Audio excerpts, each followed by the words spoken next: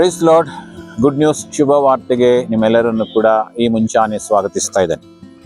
ಈ ದಿನದ ವಾಕ್ಯ ಭಾಗಕ್ಕಾಗಿ ಯಾಕೋಬನ ಬರೆದ ಪತ್ರಿಕೆ 1ನೇ ಅಧ್ಯಾಯ 3ನೇ ವಚನವನ್ನ ನಾವು ತೆಗೆದುಕೊಂಡಿದ್ದೇವೆ. ನನ್ನ ಸಹೋದರರೇ, ನಿಮ್ಮ ನಂಬಿಕೆಗೆ ಆಗುವ ಪರಿಶೋಧನೆಯನ್ನು ತಾಳ್ಮೆಯನ್ನು ಉಂಟು ಮಾಡುತ್ತದೆ ಎಂದು ತಿಳಿದು ನೀವು ನಾನಾ ವಿಧವಾದ ಕಷ್ಟಗಳಲ್ಲಿ ಬಿದ್ದಿರುವಾಗ ಅದನ್ನು ಕೇವಲ ಆನಂದಕರವಾದದ್ದೆಂದು ಎಣಿಸಿರಿ ಎಂಬುದಾಗಿ. ಪ್ರಿಯರೇ, ಈ ಒಂದು ವಾಕ್ಯ ಹೇಳುವ ಹಾಗೆ ನಾವೆಲ್ಲರೂ ಕೂಡ ಒಂದಲ್ಲ ಒಂದು ರೀತಿಯಾದಂತಹ ಕಷ್ಟಗಳಲ್ಲಿ ಹಾದು ಹೋಗ್ತೇವೆ, ಶೋಧನೆಗಳಲ್ಲಿ ಬಿದ್ದು ಹೋಗ್ತೇವೆ.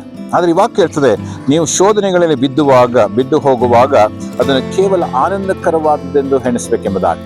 ಏಕೆಂದರೆ ದೇವರ ವಾಕ್ಯ ಹೇಳ್ತದೆ, ಆತ ನಮ್ಮ ಕಷ್ಟಗಳನ್ನು ಹೊತ್ತುಕೊಂಡಿದ್ದಾನೆ.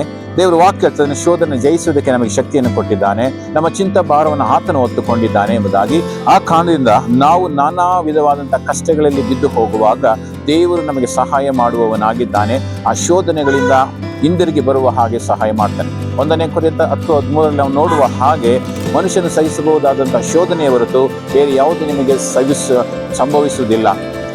ಆತನು ನಂಬಿಗಸ್ತನಾಗಿದ್ದಾನೆ. ಶೋಧನೆ ಆಗುತ್ತಲೇ ತಪ್ಪಿಸಿಕೊಳ್ಳುವಂತಹ ಮಾರ್ಗವನ್ನ ದೇವರು ನಮಗೆ ಸಿದ್ಧ ಮಾಡಿ ಕೊಟ್ಟಿದ್ದಾನೆ ಎಂಬುದಾಗಿ ವಾಕ್ಯ ಹೇಳುವ ಹಾಗೆ ನಾವು ಶೋಧನೆಗಳಿಗೆ ಬಿದ್ದು ಹೋಗುವಾಗ ತಪ್ಪಿಸಿಕೊಳ್ಳುವಂತಹ ಮಾರ್ಗವನ್ನ ದೇವರು ನಮಗಾಗಿ ಸಿದ್ಧ ಮಾಡಿಕೊಡುವವನಾಗಿದ್ದಾನೆ. ಈ ಒಂದು ವಾಕ್ಯಗಳ ಮೂಲಕವಾಗಿ ದೇವರು ನಮ್ಮೆಲ್ಲರನ್ನು ಕೂಡ ಆಶೀರ್ವದಿಸಲಿ. ಪ್ರಾರ್ಥನೆ ಮಾಡಿಕೊಳ್ಳೋಣ.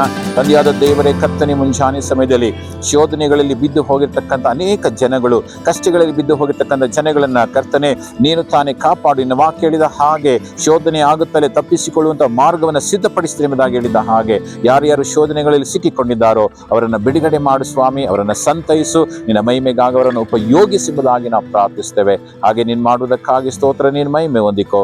ಯೇಸು ನಾಮದಲ್ಲಿ ಪ್ರಾರ್ಥಿಸ್ತೇವೆ ನಮ್ಮ ತಂದೆಯಾದ ದೇವರೇ, amen. Praise the lord. God bless you.